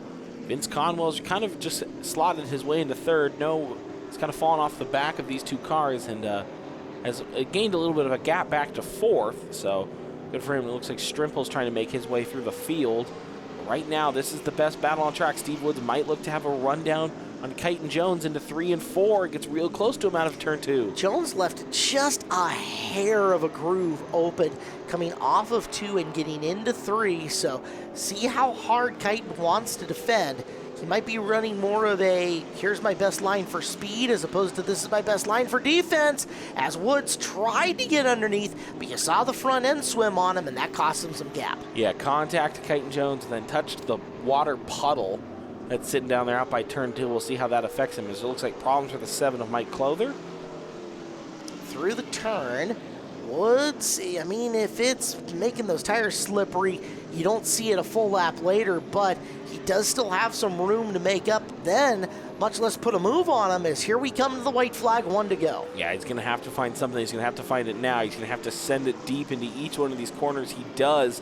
Steve Woods is going to make a run at it. We'll see if he can find anything. Jones had the benefit of being able to see in the rearview mirror, though, that he was a ways off, ran his best lap, came off the corner, and Kyton Jones going to get the vintage modified win here at Evergreen Speedway. Woods second, Conwell third. Nice scramble back up the field by Cheth and Strimple. Let's go talk to your top 3 on the Angel of the Winds Casino Resort podium. Well, Vince, you're the 1990 Bomber champion out here, so I know it's got to feel pretty good to come out to Evergreen Speedway every year. Oh yeah, I love coming out and racing. Wish I could have done a better job for everybody tonight, but I have family here tonight, and I mean, if you want to get into cheap racing, this is a very economical class to be in. If you've raced before, you can run these things and have a blast without putting a lot of money into it. You see, you keep your composure even while stuff is unfolding right in front or behind you. How do you do that when you're behind the wheel of a race car? If you're close enough to them, you can get around it, but if you're back away from it, you can get caught up in it pretty good. And who would you like to thank for getting that 82 here to the podium? Northwest Concrete Cutting and Mountain Edge event, and Jim Shaw, my crew chief. Driver the number 82, third place tonight, that's Vince Conwell. Well, Steve, it was a great finish there between you and Kyton. What more do you think you needed to get by him? More laps probably, and a mistake. He didn't make a mistake. He threw it down there last week, so I figured I had to try it, and I threw it down and got into him a little bit. I wasn't going to take him around or anything, but it was a good race. You and Kyton also engaged in the overall points battle there between you two in the Vintage Mod point standings. You're back here in about a month's time. You think you can gain on him there? I don't even know where the points are, to be honest with you. Fair enough. Who helped get that 22 car here tonight? My dad, John Woods. A lot of my family helps out. My wife allows me to be in the shop. I was out there till midnight last night, getting 3 cars ready to go. So we just thought I'd come out and have a good time, man. That's what it's about, having fun. Driver the number 22, second place tonight, Steve Woods. You found your way to the top spot of the podium a couple of times here at Evergreen Speedway. What makes this track different to you versus some of the others you go to? I just have a lot of laps here, and it's home. You know, it's been our home track for 10 or so years, and just got lots of experience. Takes a lot of confidence to jump to that lead, run that high lane here at Evergreen. What gives you that? I got a really good car. We've been working on it, and it's really good this year. And who would you like to thank for getting this number 30 here to Victory Lane? My dad, right there. Got a couple sponsors, Benchmark Barrels, and Daryl Berg built some amazing engines, and I was able to use that power today. Driver the number 30, race winner tonight, that's Kyton Jones. That is an epic mullet that Kyton's kid has rolling there. That's awesome. That's probably one of the best ones of the fair I've seen so far. Congratulations, 2 in a row for Kyton Jones in the Vintage Modified Division. As it is time, ladies and gentlemen, you have never seen bus racing before. We do it here at Evergreen Speedway better than anybody. Why? Because we put them on our figure 8 course, and then we throw all the rules out the window, and then we just decide which bus has run the best and give them the championship of the world for bus racing. So, you have got, 2, 4, 6, I think about 9 buses out there. That green 55 is Lars Sandgren, and the blue 59, that is our head NASCAR official race director score and noted bus racing cheater, John Peterson, making up the front row. Yeah, don't be surprised if that bus has some antics in the side of that. We take a look at the 78, the American Airlines Retro. That is the spirit of all your lost luggage, Michael Duncan. Starting alongside him as soon as it comes into view. Sorry, we're still focusing on the leaders here. Oh, you're getting way more professional on this than we usually do. Yeah, that's fair. That's the 48 of J. Van Buskirk. And the J. Van Bus. Yeah, the J. Van Bus. Yes. The other more different green 27 is Conley Graber. It's kind of the puke/baby food green, if you prefer. I think that's the best one. Yeah, and next to him, is that the Archbishop Murphy bus? That is the Wildcat. Yes, it is. That is Dallas Glenn Rogers, the voice of the monster trucks. Dallas is the man. I can't wait to see him go bus racing. This will be great. Dallas has his own monster truck as well. The Bolt bus is run by Dave Roseman. I believe that's the red, white, and blue. Jeff Ritter, the undisputed champion of bus racing. He has been here for literally all of them. And there it is, the little baby bus, Cody Day, looking to cause havoc. This usually is the best of the racing buses, but at the same time, a little baby bus. It goes and does little baby bus things. The little baby bus is in its terrible twos era, Caleb. It is just sending havoc. If there was a Captain Chaos of buses, well, right now it would be Conley Graber. Yeah, Conley, full send buses around the figure 8. Little Captain Chaos of the buses would be Cody Day, but Conley so far gets the reward. Yeah, well, we're going to be watching the Wildcat. Dallas Glenn Rogers told us he has something special of. Whoa! Oh, look at that. Oh, that's a munched car, not a bus. That's right. Megasaurus out here at the fair. Listen, people, zipper merge. This is not hard. One goes, other goes. One goes. Come on. Yeah, I realize that new northbound lane going up on I-5 is difficult for you, but seriously, far right lane, 1. Third lane, 1. Apply to bus racing. Profit. Yeah, you would think that these guys would be able to figure it out. That car wreck is from Megasaurus. Megasaurus. Caleb, Megasaurus did his thing, and the bus driver said, well, we're going to leave it. I think there's some problems. I think that tour bus is stuck. Put some respect on his name. It's Megasaurus. Sorry, Megasaurus. The thing's 10,000 years old. Oh, and all the buses are pushing the other bus. Well done. Oh, and there's Cody. Look at this. It's the spirit of cooperation is what we just showed here. You know what we do love? We do say Conley Graber did give up the lead to help push that. Well done, Conley. So right now our leader is that one right there. The 59 of Jonathan Peterson. Really? Unfortunately, he didn't do anything nefarious to put him in the lead. No. Well, you know what nefarious he did? He did not participate in the power of friendship. Well, that makes sense, right? Yeah, Jonathan's the kind of guy that if there's 2 people eating a basket of jalapeno poppers and there's 3 jalapeno poppers left, he's eating all 3 jalapeno poppers. There's no sharing there at all. There seems like there might be some hidden personal attachment to Jonathan and jalapeno poppers. He's probably not even offering the cream cheese to go to the jalapeno poppers to dunk in. Well, that would that is unfortunate if that is true. We will investigate this further. He is a heck of a race official. Yeah, we dirty, rotten cheater. Yeah, we do know that bus has been disqualified previously this season. I got one guess for you. Muffler bearings. No, close ride height. Oh, nobody gets disqualified for ride height. What are you talking about? So, unfortunately, Jonathan Peterson's only other win this season, if he can hold on to the lead tonight, has been erased. So he's still seeking the first one. Well, and all the other ones that he does have, we just choose not to count. Oh, no, we won't acknowledge them. And that's, still on the table for tonight.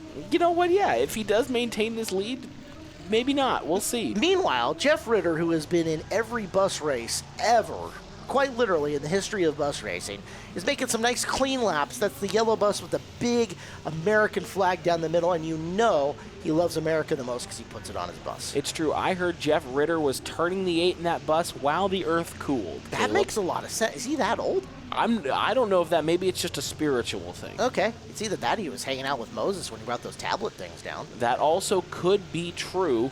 Oh, intersection. Cody Day survives.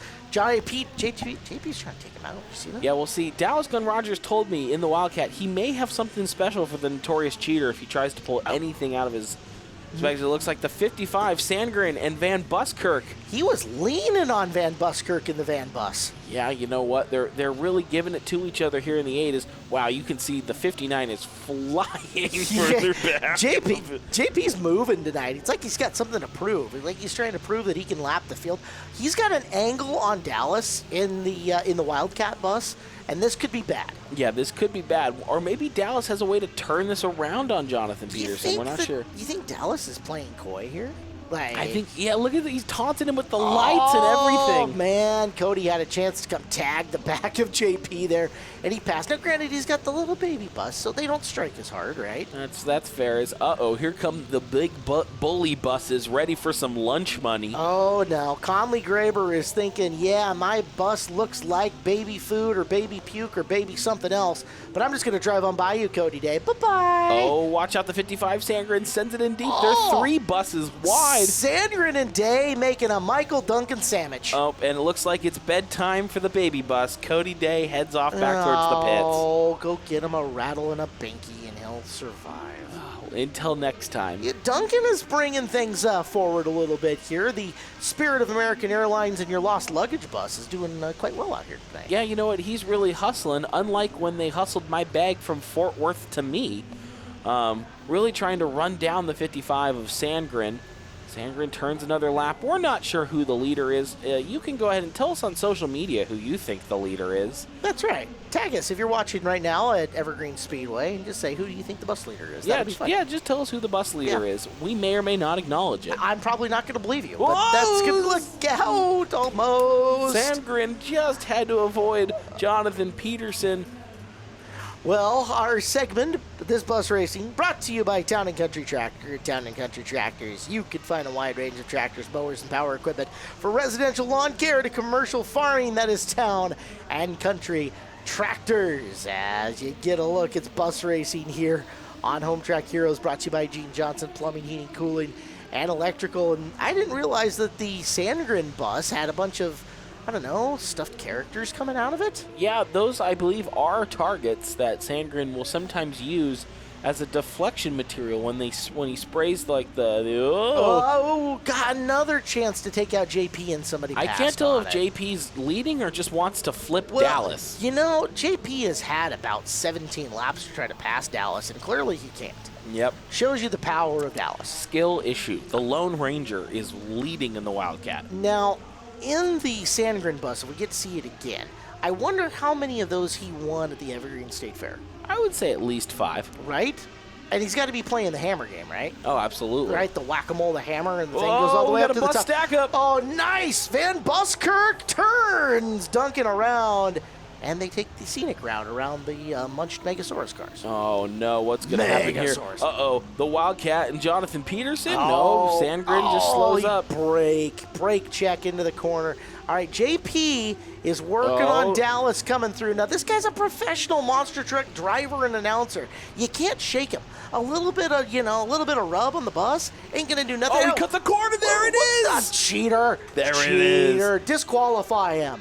Throw the black flag. I'm hearing word that unfortunately our flagger was looking the other way, missed the corner cut, and it's at the moment I think he's doing it again. What in the world? Is he showboating? I think he's just trying to get to the inside of Dallas. I think right? Can't pass him. Cheat. We go on board with the notorious cheater Jonathan Peterson here, whipping this 59 bus around. Now he's got some gap to Dallas. Now he needs to turn left, right? Yeah. Okay, all right, good job. See. Turn. Look out.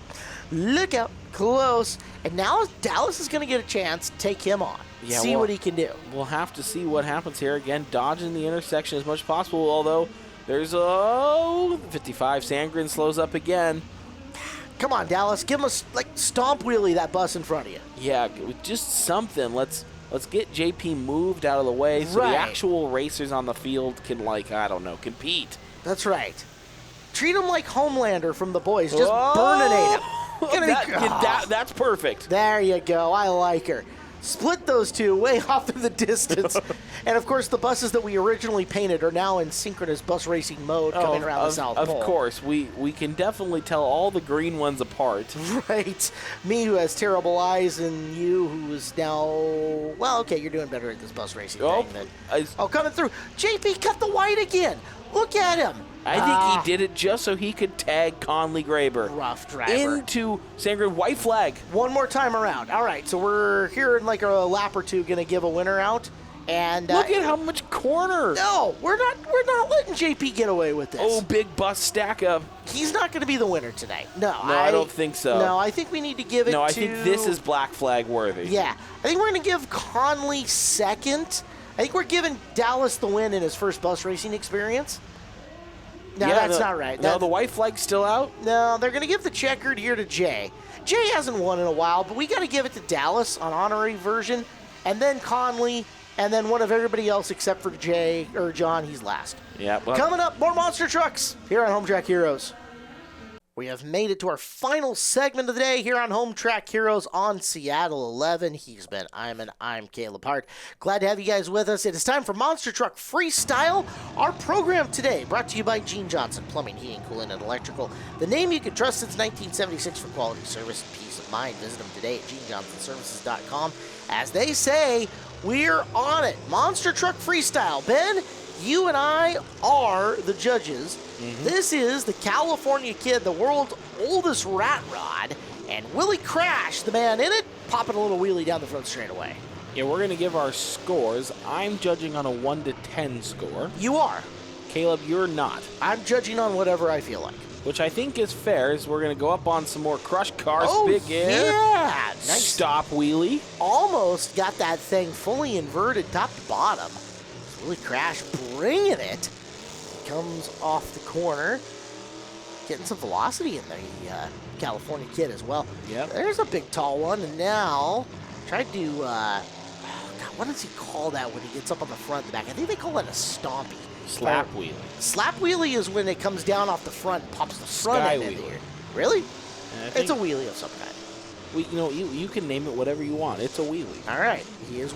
There we go. Now, that's what I was told is the slap wheelie, right? Yeah. It comes down the front end, slaps, and then pops way up into the air. So that was cool. I like that. California Kid putting her on. Big air, big noise, big tires and big motors is what makes these trucks. Oh, another brilliant slap wheelie. How long is he going to carry that thing down the front, all the length of the front straightaway? Wow. Brilliant. Look at that thing. Love her. Boom. Nice work, California Kid. Putting on a show, the Cali Kid, Willie Crash. And now a burnout, some smoke for us. All right. Now they are given about 90 seconds per run here on the freestyle. That's the rule, and it's whatever you can do to impress us. So whatever it is, if you want to get big air, you want to get big speed, you want to smoke the tires, whatever it is, and I think he going? I don't know. Around? Is he going to jump the racetrack? Or there it is. Now that's what I thought was called the stompy. As he's working the front, nice job. Wow. Or a stoppy. Maybe that's what it was. Yeah, it's a stoppy. All right, so California Kid, nice run up the front. Ben, your score, please. I'm going to give him an 8. I think that was pretty solid. Okay, I'm going to give him a 9.2.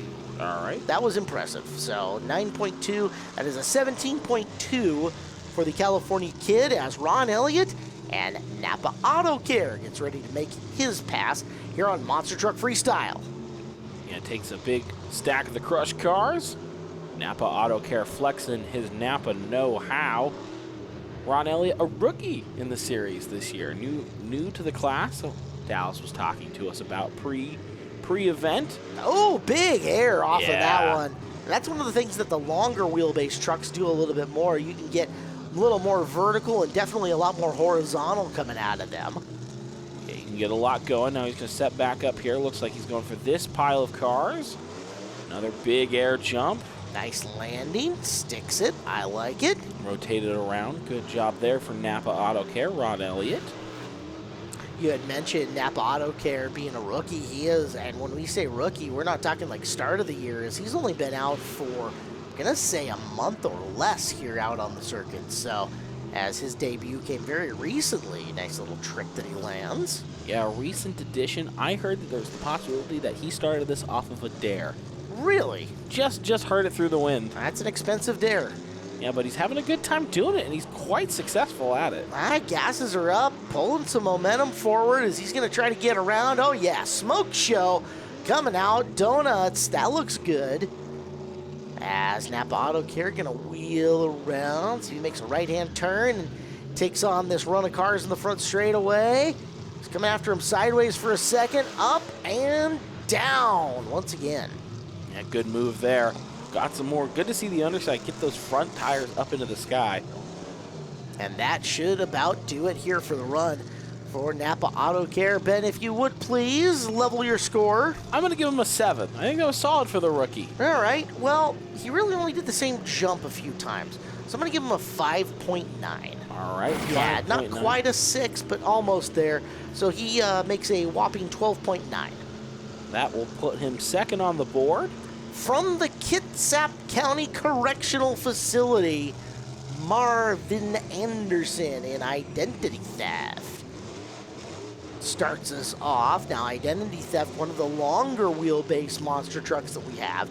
So when he hits those jumps, that thing should be flying and creating some big velocity, possibly big air. We're going to see here.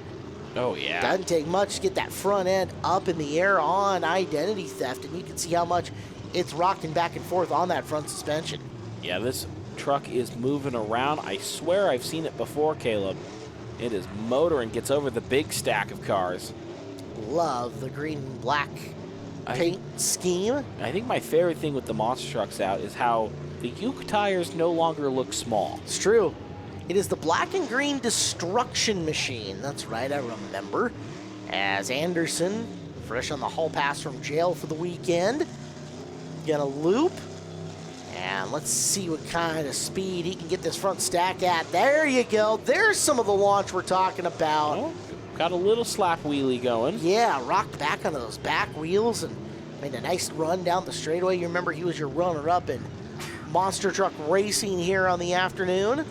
Yeah, was very competitive in the race earlier. Now some bigger air as he's getting over the crush cars and through the Megasaurus mess. Megasaurus remnants. Here's the big one. There you go. He hit that with some speed. So identity theft closing in on the end of his run. Big jump there. Again, getting some more air. We like to see the consecutive ones put together, going over a couple at a time.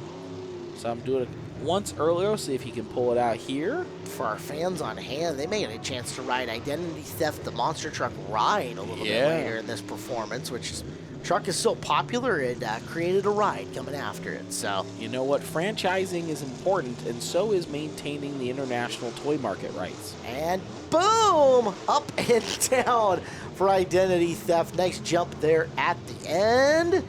Marvin gonna wheel around to the front, and I believe that'll do it for ID theft. All right, your score, sir. I'm gonna give him a 6, no donuts. No donuts. On the other hand, I'm trying to lose weight. I'll give him a 6.4. All right. So that'll give him a 12.4 on the scale overall. I feel better that I gave him more points than you did, but at the same time, so be it. All right, this is Nick Jones and Spitfire. Nick Jones coming from Australia, our only Australian monster truck driver. True story, guy I know named Peter Murphy drove this monster truck earlier in the year. And we're going to be joined by Rockstar.